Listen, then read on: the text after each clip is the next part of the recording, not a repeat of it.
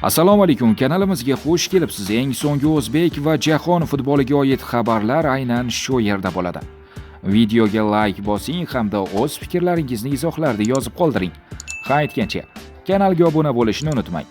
Biz esa boshladik.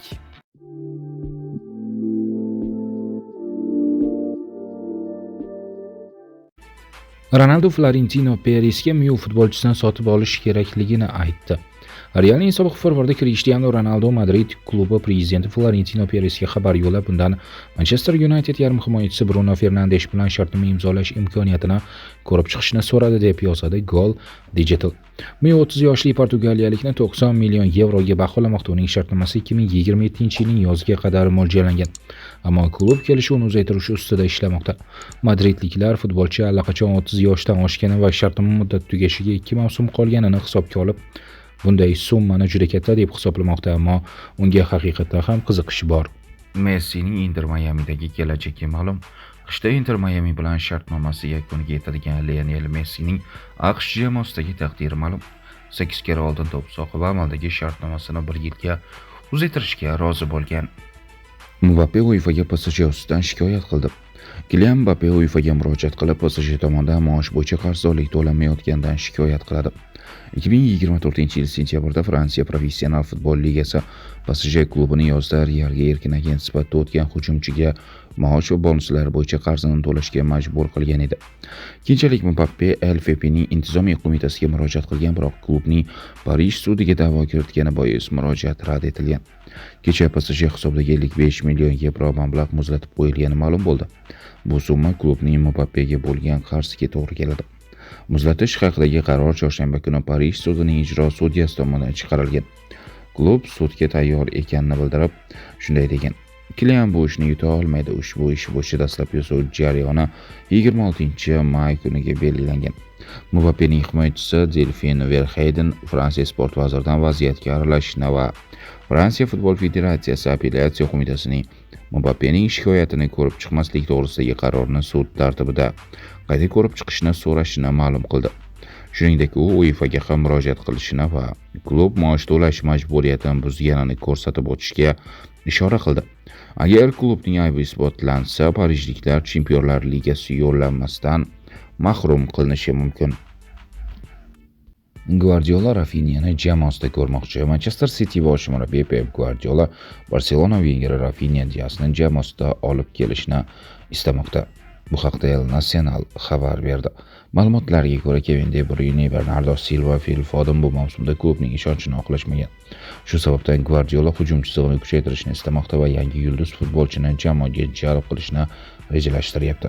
Ispaniyalik mutaxassis Rafinhani hali u Barsaga o'tmasidan oldin ham olib kelishga urinib ko'rgan. Endi esa ushbu transferni yana amalga oshirishga harakat qilmoqda. Braziliyalik futbolchining o'zi esa ayni paytda Kataloniyada baxtli ekani va jamoasi bilan ulkan rejalar tuzib qo'yganini aytib o'tgan. Rafinha bu mavsum klub safida 45 o'yinda maydonga tushib, 28 ta gol va 22 ta golli uzatma amalga oshirgan. Italiyada yana muammo boshlandi. Bir nechta yulduz futbolchi o'yinlarga pul tikkanlikda ayblanmoqda. Italiyada noqonuniy platforma orqali uchrashuvlarga pul tikkan futbolchilar ishi bo'yicha tergov ishlari davom etmoqda. Corriere della Sera nashriga ko'ra, totalizator va onlayn kazinolardagi o'yinlarda ishtirok etgan yangi nomlarni ma'lum qildi. Ro'yxatdan jami 12 nafar futbolchi joy olgan. Yangilangan shubha ostidagilar ro'yxatiga Weston McKennie Juventus, Matteo Perini Juventus, Angel Di Maria Benfica, Leandro Paredes Roma, Alessandro Florenzi Milan, Nicolo Zaniolo Galatasaray kabi futbolchilar kiritilgan. Zidan fintini qo'llagan Shomurodovning o'yini qanday baholandi? Italiya chempionatida 32-turning eng keskin va murosasiz uchrashuvlaridan biri mashhur Olimpico stadionida poytaxtning ikki klubi Lazio va Roma o'rtasida bo'ldi. Bu galgi bahsga Lazio mezbonlik qildi.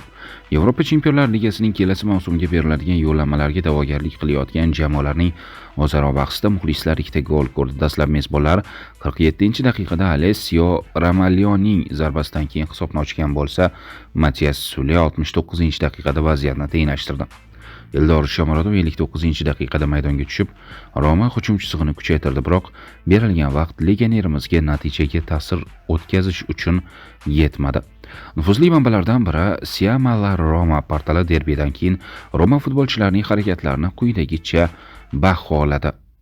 Svilar 8, Mancini 5,5, Chelik 6,5, Nadiga 6, Salemakers 5, Koni 6, Paredes 5, Angelino 6, Sule 7, Pellegrini 5, Dobik 5,5, Shomurodov 6. Jangovar ruhiyat bilan maydonga tushdi va hujum chizig'iga ta'sir o'tkazishga harakat qildi. Hisob tenglashgandan keyin Zidan usulda fint qo'llab, Dobikka pas uzatdi.